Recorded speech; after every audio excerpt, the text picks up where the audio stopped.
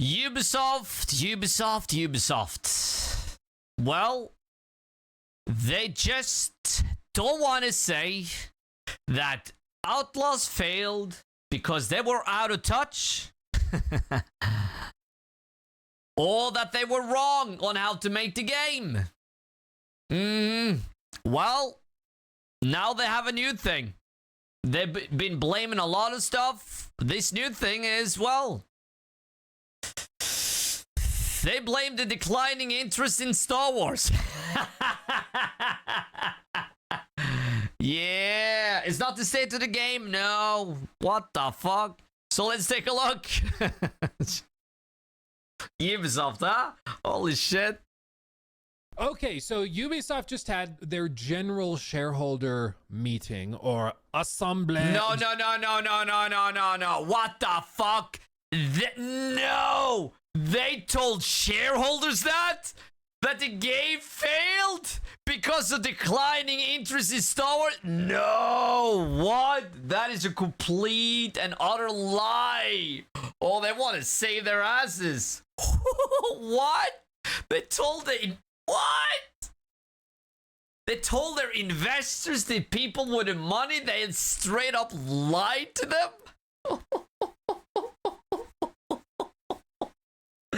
What? General 2025. And I actually went onto their investor page and found the full meeting. It's quite dry. I mean, the first big chunk of it is Mr. Yves Guillemot, the CEO, who we talk about a lot. Quadruple. He should fucking just, hey, I'm out. Get a new one. I think that would be best for the company, to be honest. It's been the CEO for so long. It's time to, or general manager, I don't know. Is he CEO? I think so. He should just, hey, okay, I've had my fun. It's time to let somebody else have fun. Man himself. He talked about their current vision for everything, casually announced a few things that haven't been announced, went through a bunch of financial documents and things. Hold on. Hold on. He announced stuff that wasn't announced? Like what? What? So, yeah. He's given up a long time ago. Yeah. He's not even following the plan. He's just doing his own thing now. and all of that. And as you can see, the way they have these websites set up is that they have like the slideshow on one half of it, of the web page, and then you can fast forward and then, it syncs with the video, which is kind of cool. But it's all in French. Oops. They do have an English translator for a lot of this. So for certain sections of it, when they're doing like Q&A, for example. Coming consoles such as the Switch 2, it will have a new version of the game. So improvements on the game have not finished, and we will continue improving it for future releases. As for the upcoming portfolio, we have already given some insight into some projects that are in the pipeline. Frederick will give you as much information as possible. So it's a little dry. It's a little dry. So we're going to rely on excerpts as we talk about this because it's a live translation from a Frenchman talking about the finances and stuff. So it's a little dry and tough to appreciate. But what we wanted to talk about today in this clip is specifically that they responded to Star Wars Outlaws. So the interesting thing about these meetings, which makes them quite fun and entertaining, is that you see all these people sitting in the chairs all around. In case you don't know what a shareholder meeting like this is, typically what happens is you have executives up on stage. In this case, you just have Yves Guillemot, the CEO, and I forget his name. I believe this is the CFO, I want to say. Don't quote me on that. But they have a couple of executives on stage, and then these people, some of them are employees that are representing, a studio or something, but a lot of them represent investment firms, a lot of them. So each one of these people could represent a firm that holds, $10 million worth of Ubisoft stock, or potentially even $1 billion worth. So there's some big players in this room. You see people with the slicked back hair. These are the guys to watch out for. So the reason that's interesting is because these are the people with the slicked back. Yeah. Like him. Yeah, exactly. Fuck dog, yeah. With his sleep bag, yeah, hell yeah. That is so true. Care, these are the guys to watch out for. So the reason that's interesting is because these are people who in large part have actual influence. Like if they tell Eve, hey, we're dissatisfied with X, fix it, or we're going to dump our shares, causing the stock price to plummet. Eve has to listen. Like they have actual sway. Some of these people, not all of them. Some of them have much, very little sway. Some of them have a lot of sway, okay? Some of them do. And that's why it's all the more interesting that they kind of got grilled on a couple of key points. So one of the things they got grilled about was AC Shadows. They got grilled about the stock price dropping like AC Shadows? I wonder why. Didn't they lie about that too? Because the shareholders, investors, whatever, asked them, so what are the pre-order numbers? How much money have you made? And how much money do you expect to make? Well, they told them, we don't have the numbers. I mean, then the sales go to hell.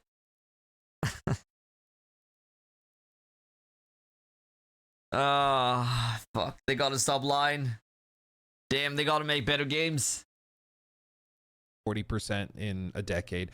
They got grilled about, I think in some cases it was way more than 40%, but that's what the shareholder meant. They got 40%? about, I think in some cases it was way more than 40% in was AC Shadows. Kind of got grilled on a couple of key points. So one of the things they got grilled about was AC Shadows. They got grilled about the stock price dropping like 40% in a decade. They got grilled about, I think in some cases it was way more than 40%, but that's what the shareholder meant. They got grilled about how they've approached like ongoing development with games featuring cultural issue discussions and things when that seems to be an albatross around those games next. Specifically asked about wokeism within game development, within AC Shadows and things, and how that affected their development pipeline going forward. A lot of interest. That is good questions. Holy shit, that's good questions, because they're the guys with the money and they want to sell. Damn, they're actually smart people. Interesting little tidbits. A lot of it you don't get firm answers on, but one person asked very specifically about Star Wars Outlaws and what happened there. And Yves Guillemot did respond to it in a classic Yves Guillemot way. He said, for Star Wars Outlaws, we didn't reach sales targets, and the game suffered from a number of items, which he's saying like there's many reasons why it failed. But first, it suffered from the fact that it was released at a time when the brand, Star Wars, the brand that it belonged to, was in a bit of choppy waters, and the game had a few items that we still needed to polish, and they were polished and debugged in the early weeks, but it did affect sales volumes. Now, some people have taken this and run with it and be like, oh yeah, Star Wars doing badly. Have you seen, the recent resurgence of Star Wars, Battlefront 2's exploding? Yes.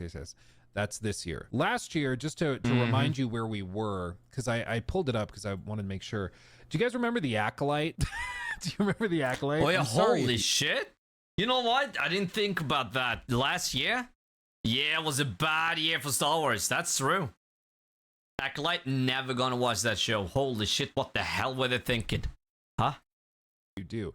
But The Acolyte premiered on June 4th of 2024. The other 6 episodes after the first 2 were released through July 16th. So the finale of The Acolyte was in late or mid-July.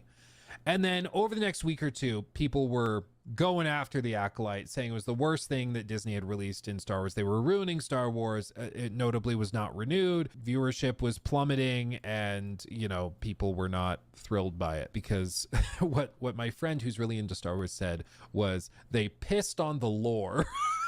And I'm not familiar enough with Star Wars lore to know if that's true or not, but I've heard a lot of people mention something in that same spirit.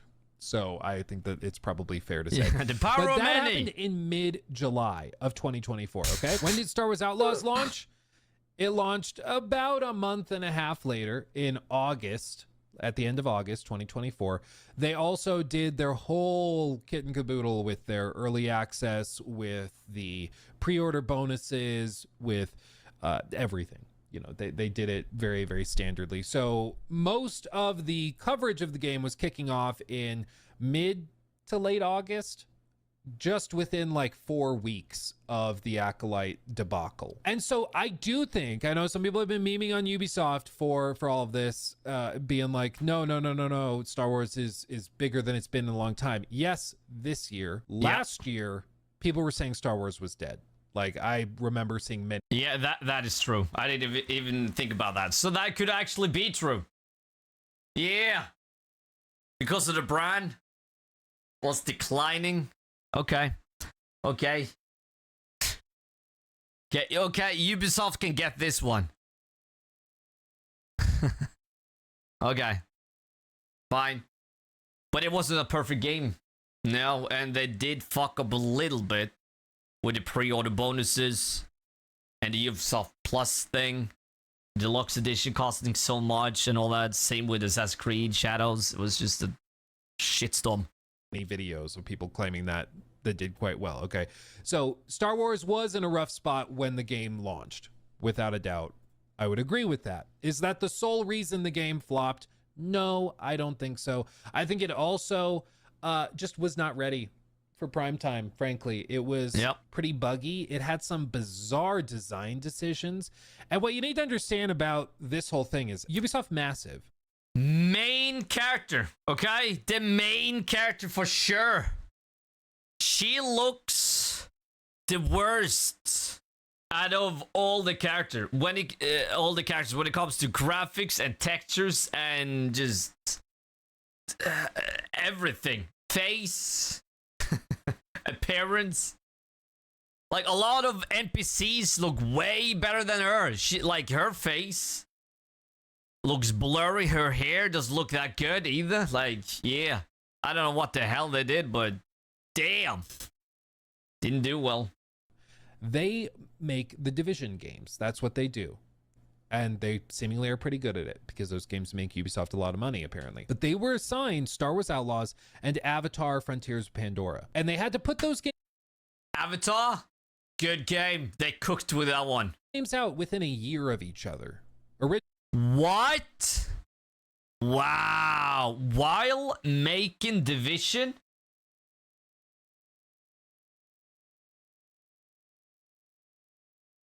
What is Ubisoft doing? They have massive, and they are making content for Division 2, but they're also making 2 big single-player games. Avatar and a Star Wars game.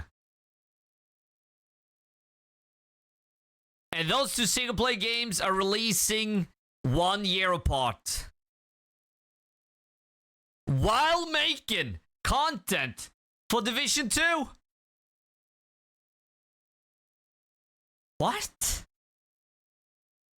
Why are they... They did a good job. Holy shit, they did a good job. But... Massive is just one studio, right? I mean, what? Fuck. It's crazy.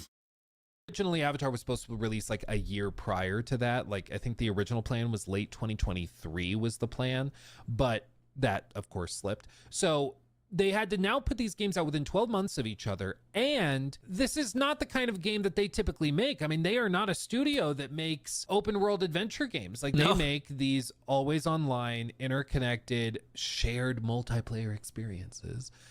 Third-person shooters, and that's what they do, and they're pretty good at it. But they don't make games like this. They just don't. And it kind of showed, frankly. It just kind of showed. And there were a lot of design decisions that just didn't make sense. Like, for example, you see the speeder bike that Kay is using? It's a cool idea, of course. Give players a speeder bike, let them ride around this big planet that you made. Obviously, no duh, great idea. But they would have a bunch of other little systems and features that weren't, like, didn't flow very well. They didn't have like free shooting combat on the biker. Like, you can't just free aim and shoot. You had to use a pre-aimed thing. And so that was weird.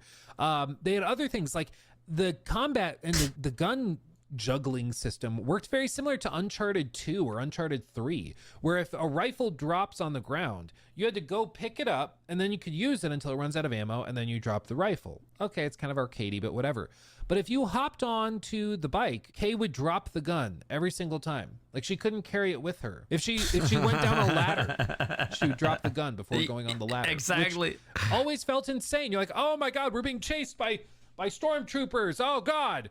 Set the rifle down. Oh, I have to go down 6 feet of ladder. Oh man, I wish I had my gun, but I can't get it. I remember trying to like glitch the game into like dropping the gun off the ledge and then going down the ladder to pick it up off of that. It was just weird. It was just weird. Like, and those were active choices that they made for some reason to not let you carry the guns from room to room to room. It was just odd. And there were a lot of things like that. The biggest problem, in my opinion, I see some of you guys echoing it as well, was the AI. Frankly, the AI was pretty dumb. It just was like it just was dumb. Like we've all seen the highlight reels. I showed you guys the clip in my review where there were a bunch of like raiders coming to a farm, and the farm, like you go and you're just supposed to defend the farmers from the raiders that are coming up. And so I just stood in one spot, didn't move, and then speeder bike. They come up, they park, they hop off, you shoot them dead, they die. Another speeder bike parks right next to them, hops off, shoot, die. Next one comes up, like zero awareness of what was going on around them, because they're like, oh, my buddy just got killed in front of me. Let me park next to him and hop off very slow. And it just happened. Yeah, no wonder, because they're not used to making these kind of games. Until the mission was over, and it was like a solid 3 minutes of that. It was really, really bad. And it's too bad, because I do still think there's a lot of fun to be had in Star Wars Outlaws. I gotta say though, after the overhaul, now it's way better. We're definitely gonna give this another try one day, without a doubt, because it's way better now. It's like night and day. We did try the overhaul, and it was way better. But there's been a lot more updates after that. So, but still, doesn't condone what they were doing. And also, it was after release. This should have been fixed before it released. So I think if you like Star Wars games, you actually probably will really like this. There are some clever things that they do in here. Like, for example, they have the in-game like card game Sabacc, which is like a Star Wars card game. That is fun. Holy shit, that is fun. We were gambling. The horses and all that. Woo! That was fun. In-game like racing, where you can bet that was on fun. races for these like alien horses, right? And they have systems in place, so like as you walk around the environment, you can hear NPCs talking to each other, and if you pay attention, sometimes they will let loose information. Hey, just so you know, blah blah blah is gonna throw the race tonight. Yeah, he's gonna throw every race that he's in. Oh, really? Oh, cool. And so you then go and you use that information to bet against that horse, alien horse thing, and you can win lots of money on it. Or like other little bitty systems where somebody might mention a drop of some cargo that's really valuable and they're going to go pick it up later. And it's tucked away in the corner of a cliff to the west of the big city. And so you go and you find the cargo stash and you get a bunch of loot. There's a bunch of clever little ideas like that in the game. You wouldn't know that because the rest of the game was like really, really rushed. And so you didn't even have time to appreciate little bitty things like that. They also had, of course, things like seamless planet surface to space exploration. So if you wanted to just go from planet surface into space and then go get in a dogfight in space, you could do that. You know, Starfield could never, but you could do it in this game. And it's too bad because, again, I think that there's a lot of fun ideas here. It was just rushed. Yeah. Again, I still don't know what the hell Bethesda was thinking by not making but making it seamless. I mean, what? Come on. That was I hope they make a sequel though. I really hope they make a sequel and then make it like how the first one should be, because it's a really good game there, really good. It's just some systems that's Not really there. And what was funny at the time is that Yves Guillemot, our friendly neighborhood French elf, he even said at the time, typically we iron out these small frictions. I remember small frictions because it was such a weird way of saying it, but small frictions. And he's like, we iron them out after launch, and that usually has worked well for us. Like, we launch the game, and what he's effectively saying is that we typically launch our games with some issues and then we fix them after launch, and normally that's fine. But what he pointed out at the launch of Star Wars Outlaws was that didn't work this time. Players were not okay with the little frictions. They were quite upset by them and said, okay, I'm just not going to buy it. And that did crazy damage to the financial performance of Star Wars Outlaws. And that actually caused them to kind of reflect on their overall approach to these games, because notably they delayed AC Shadows out of the entire year. They pushed it to the following year to improve it. They changed a lot of their policies, delaying everything in their lineup. Now it looks like even the Black Flag remake was significantly delayed as a result of Star Wars Outlaws being kind of rushed and not doing well. They delayed that. They delayed pretty much everything else in their roster back to get more polished time. So funnily enough, like it actually seems like Star Wars. Well, it sort of helped Shadows, but it doesn't help when the game isn't good. Outlaws might have actually long-term done a lot more good, because it caused Ubisoft to be like, oh, people want finished games. Oh. And to their credit, Star Wars AC Shadows, very polished. Very polished. Initially, it wasn't looking like it was going to run on the Steam Deck. They got it running on the Steam Deck because they were given more time to polish. Like a bunch of little bitty things like that, quality of life improvements that are impactful. And my hope is that it means moving forward, they actually learn from the mistake long term. But to be fair, this is not the first time they've done this. If you remember Ghost Recon, was it Breakpoint? This game, as you can see, has a 56 on Metacritic. And the reason it did was because it was horribly broken when it launched. I remember. That was rushed. It was just super rushed. It was bad. It was just bad. It was nowhere near ready. And when this happened, it also caused a bit of a scandal at the time. And Ubisoft came out and they said, hey, we're listening to you. We're not going to do this. We're going to give more polished time. We're going to work on this moving forward. We're not going to make these mistakes again. But with Ubisoft, you just give it 5 years and then they repeat the same mistakes all over again. Like, this is just how they do it. Okay, so I'm sure that they're gonna delay the Black Flag remake, they're gonna delay AC Hexe, and they're gonna delay some of this other stuff, and then in 5 years we'll be right back to where we were to last year. It's just gonna probably it's just repeat the cycle. Hell yeah. So unfortunately it's a very common thing, but it does look like they're actually trying to avoid that aspect of AC of Star Wars Outlaws issues. As he goes on, these comments are particularly interesting because just last year, Ubisoft blamed players' expectations, stating that the current challenges in the market and gamers expecting extraordinary experiences, simply delivering solid quality is no longer enough. Hold on. They're expecting extraordinary experiences, simply delivering solid quality is no longer enough. He said that simply delivering solid quality is no longer enough. Ubisoft, what the hell are you doing? What are you like? When have you ever released a quality experience, a game that just works without any bugs and is just good from the get-go? I mean, what? Yeah. Holy shit. Asades! Welcome to Ubisoft Issues. Yeah, holy shit. I can't say that, but you ain't wrong. Shit. As in the words of Yves Guillemot, doing things the way they had been doing them wasn't working anymore because players, I think, were getting more picky, which is what happens when you raise the prices. It's what happens when you bundle in all of these extra paid components and you're monetizing the crap out of them. Before players decide to put their money up, they want to make sure their money is going to be well spent. And so if they see a product that has rough edges, they're just not going to buy it.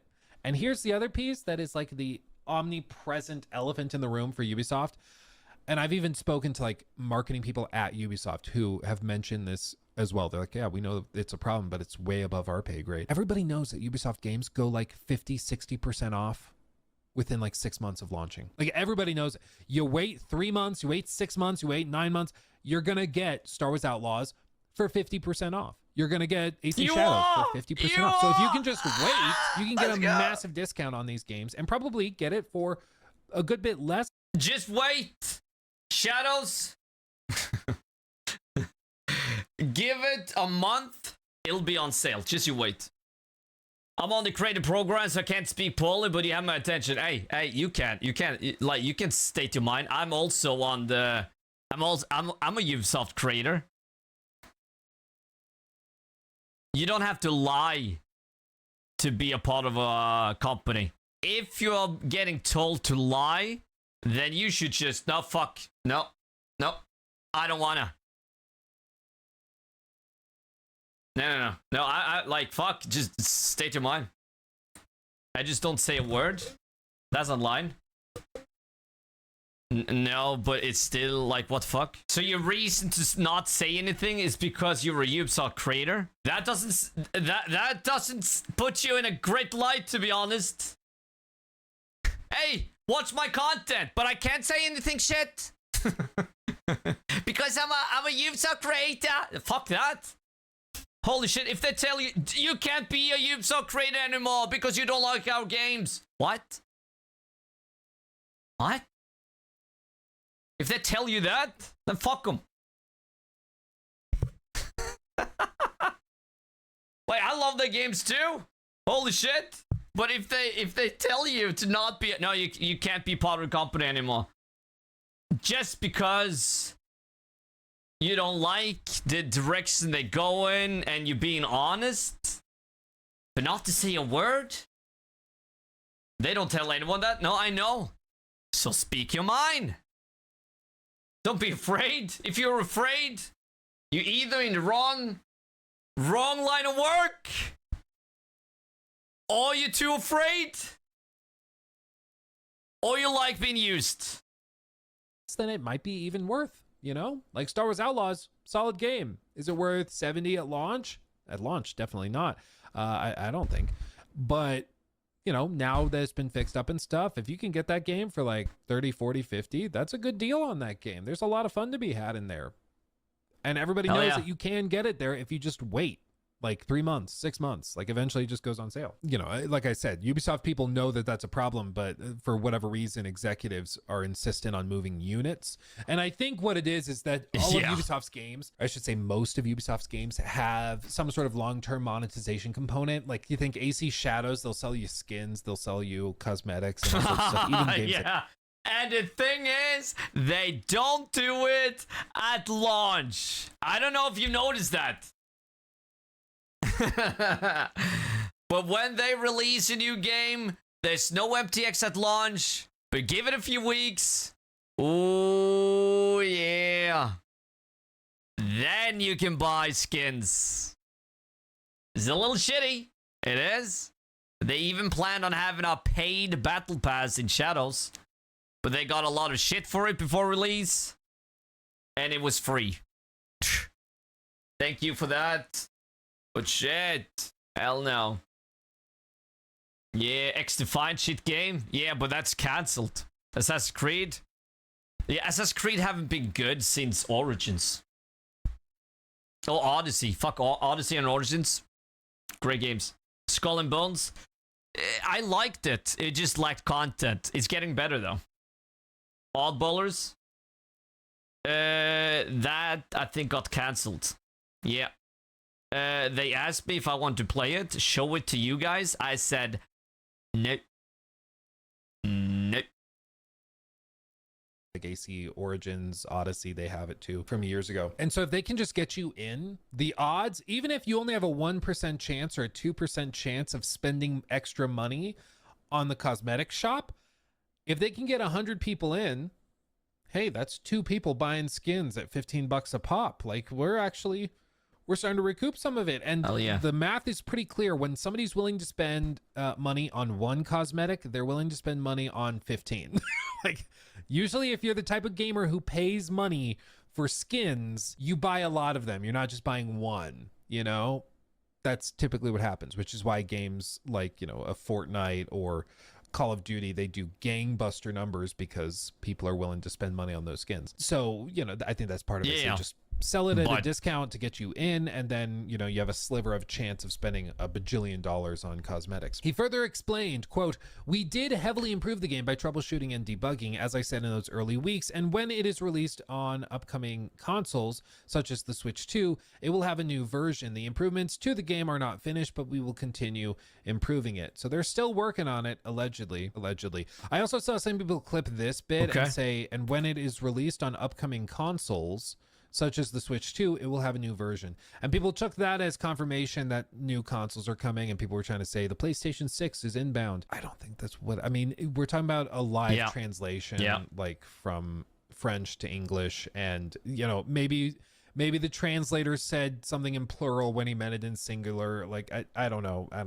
I wouldn't be surprised if they bring it to next gen consoles when those eventually show up. Or maybe he's just talking about the Switch 2 and the Xbox Ally, Rogue, Series X, Ally, X, whatever. Yeah. I don't know, but I wouldn't read too much into that. Even though the franchise's inconsistency remains a valid concern, Star Wars Outlaws was far from a polished release. The game was filled with bugs, had poor animation, lacked overall refinement. Yes, but now it's way better. Okay, if you didn't like it at launch or saw all the negative stuff about the game after overhaul, I'm gonna repeat myself, but now it's way better. It is. I can't tell you if you're gonna like it or not, but it is like night and day. It works a lot better. It does. Avatar was actually good, but it's had its shelf time. Had its shelf life. Yeah, Avatar was good. Definitely. They're releasing a new update this December with third-person mode and New Game Plus. Far Cry, yeah, that hasn't been good since Far Cry 5. Though I like the one that's after that. I don't remember the name, but that was good, I think. Ghost Recon. Yeah, Ghost Recon hasn't really been Ghost Recon since, I don't know, Advanced Warfare 1. South Park. Never been in that into South Park, but I mean, hey. Hell yeah. That's good, though. For Far Cry, I hope 7 is good. First's review of Star Wars Outlaws gave it a 6.5 out of 10. If I could sum up Star Wars Outlaws is... it would basically be a massive fetch quest that looks pretty and manages to capture feeling and look of Star Wars, but is ultimately hindered by its repetitiveness, bare bones gameplay, and lack of polishing. I think the polish issues were significant. The gameplay systems, like I said, a lot of those design decisions were just bizarre for like basic things like speeder bike combat, like the AI being so brain dead that it just kind of removed the fun out of a lot of it. So without a doubt, those are major issues. They've made a lot of improvements. I haven't gone back recently to try it. I did try it after the first big wave of updates and improvements they added. At that time, I still thought it had a little ways to go, but who knows? Maybe now it's significantly better. Maybe we need to go back and try it again. I don't know. But either way, I think he's right about why Star Wars Outlaws flopped. It was not polished. I think that's a major component of it. It had a few items that still needed to be polished. It was a lot of items and a couple of big items, like AI in a game that features a lot of stealth. That's a big problem. If it's bad, that's a huge component. It's like a COD game having bad gunplay. Like it just doesn't work. If you get that wrong, it doesn't work. Even if you have other cool ideas and cool things going on, it just doesn't work.